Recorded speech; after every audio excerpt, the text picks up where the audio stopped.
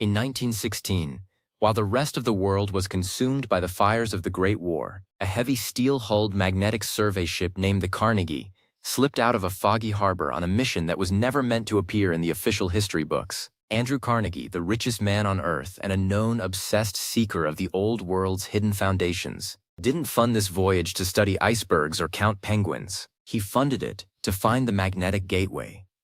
For over a century, the notes of this 1916 Antarctic voyage were classified under industrial property, hidden away in the private vaults of the Carnegie Institution. But recently, a series of leaked navigational logs and thermal photographs from that expedition have surfaced, and they are turning our understanding of the southern continent upside down. The crew didn't just find ice. They found a massive, ice-free geothermal basin protected by a ring of towering obsidian peaks, a place where the temperature stayed a constant 70 degrees, and where the ruins of a pre-cataclysmic civilization stood perfectly preserved in the dry, frigid air. What the crew brought back in those heavy wooden crates wasn't gold or jewels. It was biological and technological samples of a civilization that existed before the ice ever arrived. These relics were so world-altering that Carnegie himself allegedly ordered the ship to be decommissioned, and the crew swore to a lifetime of silence. But the old world has a way of breathing through the cracks of time, and what was found in that 1916 Antarctic summer is finally beginning to thaw. To understand the gravity of this forbidden voyage, you have to look at the ship itself. The Carnegie was a biological and physical anomaly in the shipping world. It was built almost entirely without iron or steel in its hull to ensure that its magnetic instruments remained true. It was a floating laboratory designed to map the invisible lines of the Earth. Carnegie believed that the North and South poles weren't just ice caps, but information ports where the Earth's magnetic DNA was most concentrated. In late 1915, the ship received special modifications in a private dry dock. When it headed south toward the Ross Ice Shelf, it wasn't following a standard explorer's route. It was following a series of anomalous compass deviations that Carnegie's scientists had been tracking for a decade. They were looking for a hole in the magnetic field. As the Carnegie bypassed the known whaling stations and pushed further south than any vessel had dared during the war years, the crew recorded something unbelievable. The sky didn't just change color. The very texture of the air seemed to shift. According to the recovered logs of the first mate, the compass needles didn't just spin, they leveled out, pointing straight down into the ocean floor. On the 14th of February, 1916, the ship broke through a massive permanent fog bank and found themselves in the calm zone. This was the Forbidden Basin, while the surrounding Antarctic was a frozen wasteland of -40 degrees. This basin was a tropical greenhouse hidden behind a wall of volcanic glass. The crew saw steam vents the size of skyscrapers and greenery that flourished in the rich, volcanic soil.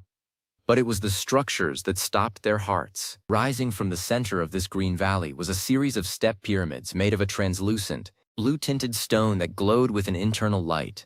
These buildings didn't look like they were built. They looked like they were grown. There were no mortar lines, no tool marks, and no signs of age. The old-world architecture was completely free of the erosion that plagues the rest of the planet. The Carnegie crew, led by a man whose name was later scrubbed from the manifest, spent 3 weeks inside this gateway. They found that the buildings were resonators. When the wind blew through the valley, the structures produced a low-frequency hum that the crew described as the sound of the Earth thinking. What they brought back was hidden in 12 specially lined crates. According to a manifest of curiosities found in a private Carnegie estate sale in the late 90s, the crates contained self-illuminating crystals, mechanical seeds, and metallic scrolls that were etched with a language that looked like a cross between geometry and music. The most stunning item was a sphere of liquid mercury that remained suspended in a magnetic field inside a glass housing. This wasn't just ancient art. This was high-logic technology from a time when humanity understood the energy of the ether. These crates were whisked away as soon as the Carnegie docked in a remote port in South America, and they have never been seen by the public since. The researchers who have been piecing this story together believe that Carnegie's goal was to reverse engineer the old world's energy source. He realized that the industrial age he helped build was inefficient compared to the quiet power of the Antarctic civilization. The old world used the Earth's own magnetic pulse to provide light, heat, and transport. Carnegie knew that if this information became public, the oil and coal industries, the very foundations of modern wealth, would become obsolete overnight. The 1916 voyage was a scouting mission for a power shift that never happened. Instead of releasing the technology, Carnegie and his contemporaries chose to burial vault it, keeping the old world secrets for a select few.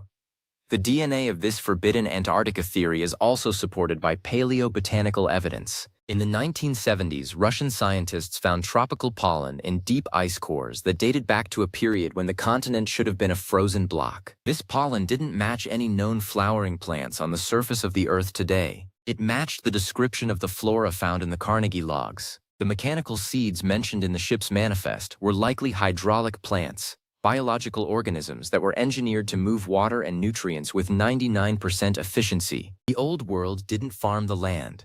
They engineered a self-sustaining biome. For viewers interested in the old world narrative, the Antarctic is the final frontier of truth. It is the only place on Earth that hasn't been completely built over by the modern machine. The 1916 voyage proved that there is a world beneath the ice, or at least a world protected by the ice. The magnetism of the Carnegie ship was the only way to find it. Because most ships are made of iron, they are blind to the subtle magnetic doorways that guard these ancient basins. Carnegie's non-magnetic ship was the key that fit into the lock. The most insane detail from the leaked logs involves the human connection. The crew reported seeing figures in the distance. Tall, slender beings wearing luminal garments that reflected the glowing blue of the pyramids. These weren't aliens in the modern sense. They were the keepers of the old world. They didn't approach the Carnegie crew, but they didn't flee either. They simply watched as the sailors took their samples and left. It's as if they knew that the modern world wasn't ready for the full truth. The 12 crates were a gift or a test. And by hiding them, Carnegie failed that test. The restoration of the record is currently a high-priority project for independent historians. They are using satellite thermography to look for the obsidian ring mentioned in the 1894 and 1916 Carnegie notes. They have found a series of thermal hotspots under the ice near the pole of inaccessibility. These hotspots are too geometric to be volcanic. They are square, circular, and hexagonal. They are the thermal footprints of the Blue Pyramids. The old world aqueduct system we've discussed in other regions seems to have its main pump right there, in the heart of the Antarctic. Why did Carnegie fund this specifically in 1916? Some think it was strategic. With the world distracted by war, he could move a ship anywhere without being questioned. Others think it was sovereign. He wanted to find a place that was outside the reach of governments. If he could establish a power base in the Antarctic basin, he would be more powerful than any king or president. The crates were intended to be the startup kit for a new, old-world civilization in the heart of the ice. But something changed when the ship returned. Some say Carnegie became afraid of the power he had found. Others say he was ordered to hide it by a global council that was already beginning to form in the shadows of the war. The stunning thing that returned from the silence was a new understanding of time. The crew reported that while they were inside the Green Basin, their watches stopped, but their body clocks felt accelerated. They felt vibrant and cognitively sharp. This is a classic high magnetic environment effect. The old world wasn't just technologically advanced, it was biologically optimized. They lived in a field of energy that kept the human DNA in a state of constant repair. This is the burying of the fountain of youth.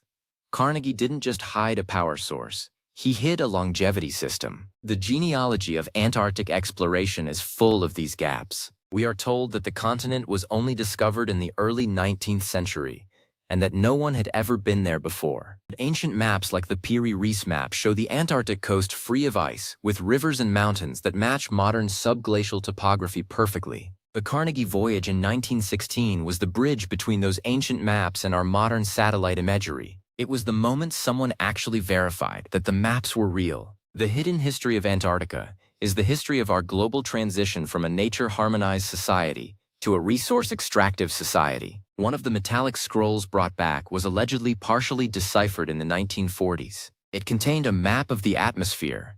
In the old world, the sky was used as a conductive layer. They didn't need wires because the air itself was charged with a harmonic frequency. This gave everyone free access to energy, no matter where they were on the planet. This is the great fear of the industrial giants. If you can't meter the energy, you can't control the people. The 1916 Carnegie Voyage found the root of digital energy before digital even existed. The researchers also found that the non-magnetic ship Carnegie met a strange end. In 1929, while in port in Samoa, the ship exploded and was lost. Most people think it was an accident during refueling, but the timing is suspicious. It was just as a new era of global economic control was being established. The ship that knew the secrets of the magnetic gateway was erased from the seas. It's a classic pattern of silencing the physical evidence of the old world. Fortunately, the logs had already been microfilmed and distributed among the Carnegie inner circle, which is how they eventually leaked.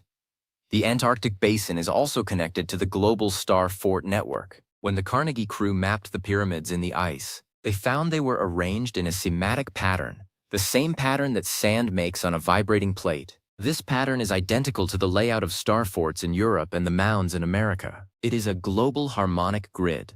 The Antarctic site was the grounding point for the entire planetary circuit. By isolating Antarctica and turning it into a military science forbidden zone, the architects of the modern world have effectively unplugged us from our ancestral energy. The stunning part of the 1916 discovery was the liquid light. The crew described lamps in the pyramids that had been burning for eons without any fuel. These eternal flames were actually plasma voids that drew energy directly from the curvature of space. Carnegie's scientists tried to recreate this cold fusion in their labs, but they could never get the resonance right. They were missing the natural habitat of the machine. The technology of the old world doesn't work in isolation. It works as part of the Earth. This is why we can't just reinvent it in a modern factory. We have to re-harmonize with the planet.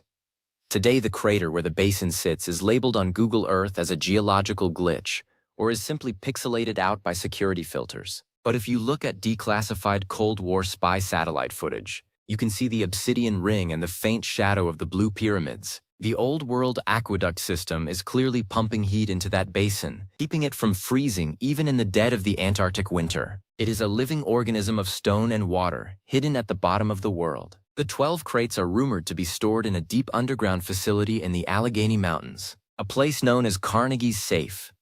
This facility is built into the same magnetic veins that the ship was designed to track. Some believe that the technology inside the crates is self-aware, and that it has been improving itself over the last 100 years, waiting for the right human frequency to reactivate. This is the genealogy of hope. We aren't just looking for museum pieces, we are looking for the software of a better world. Edison and Carnegie were rivals, but they were both obsessed with the same old world source. While Edison was capturing sound, Carnegie was capturing space. The 1916 voyage was Carnegie's last will and testament to the world. He knew that the industrial age was a dead end, a temporary bridge to something else. He wanted to ensure that when the modern world finally exhausted itself, the map back to the old world would be waiting in the Antarctic vault. The crew of the Carnegie, who were sworn to silence, didn't all keep their word. In the 1950s, an elderly sailor who had been on the 1916 voyage gave a deathbed interview to a local newspaper in New Zealand. He said, "We didn't find the end of the world, we found the beginning. The ice is just the blanket. The baby is still sleeping underneath." He describing the civilization not as dead but as waiting. This is the great theme of the old world. It is not gone, it is simply dormant. The forbidden voyage of 1916 is the ultimate mystery for the big nature community. It combines geology, magnetics, history, and ancient engineering into one stunning narrative. It shows that we have been living on the surface of a much deeper reality. The crates are the hard drives of our ancestral heritage. They contain the instructions on how to live with the earth instead of living off the earth. This is the knowledge that Carnegie decided we weren't ready for in 1916. As we look at the current climate shifts and the melting of the poles, we have to wonder if the old world is decided to unveil itself. As the ice blanket is pulled back, the obsidian ring and the blue pyramids will become harder to hide. The 12 crates may soon be obsolete, because the originals will be visible to all. The Great Awakening of the Antarctic is inevitable.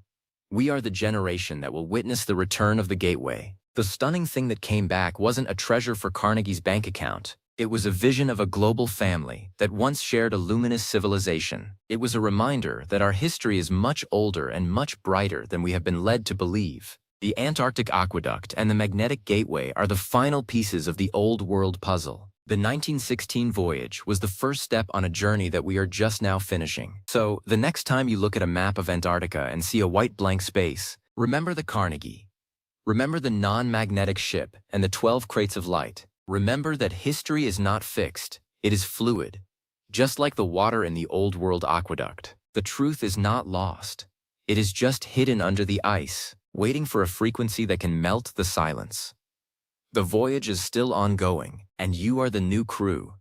Stay tuned to the magnetic pulse and follow the compass to the hidden horizon. The old world is waking up, and it is stunning.